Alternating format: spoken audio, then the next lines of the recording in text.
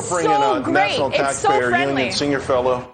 It is. They really are great there. Mattie Duppler's with us for more. And Mattie, it's so kind of sad because we all know the song Allentown, and we're still talking about it being in dire straits. And, it's something that you said recently, I read, about the real-world consequences if Congress doesn't act or take action before July 31st. I want you to expound on that because almost every day now I'm hearing more and more Republicans saying we've done enough.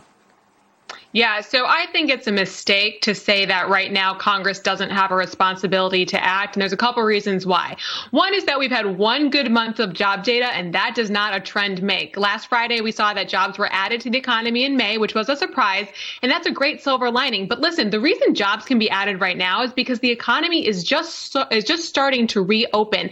Businesses have a little bit of certainty in states that have given them guidelines and protocols to start opening up their doors. But in Allentown, you probably got a restaurant that has to operate at 25-50% capacity. That means they're cutting their workers' hours, or workers are not getting back online to 100% of where they were before. Now, this is happening while there's a July 31st cliff that's in the making here. The CARES Act extended and expanded unemployment insurance benefits until July 31st. If those don't get renewed, or if there isn't some kind of off-ramp, those workers who don't have their jobs back in full scope again, they're left hanging. What are they going to do at the end of July? So that's really the sword that's hanging over Congress's head right now. And the question is, how do we keep workers whole? How do we keep businesses online so that as the economy reopens slowly, we make sure that these workers are going to get back to work eventually?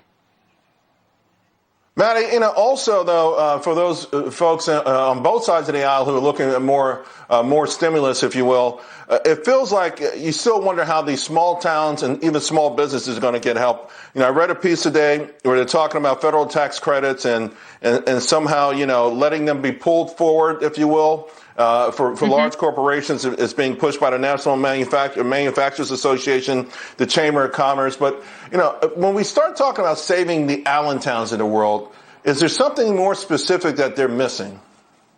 Well, Charles, that was actually a bipartisan solution in the CARES Act to allow businesses to smooth out some of their losses to ride through to the end of the year. I think that's an important piece of tax policy. But the other part of the equation is, how do you make sure that workers know what's coming next for them, too? It's one thing for businesses to know what's coming down the pipe, but those workers, they really need to know that they're going to have a job to go back to when all this is over, and they need to be able to plan for when that's going to happen. So what I'm proposing is that Congress really needs to have a bridge for those workers. I don't think that we should be extending unemployment insurance in perpetuity. That will create downward pressure on getting the recovery going. But we do need to give businesses and workers certainty. That's what's going to get the economy back online. So there's a number of proposals out there, one from Ranking Member Kevin Brady, one from Senator Portman, that would bonus out these workers to get them back working, back to their jobs, and getting the economy moving again.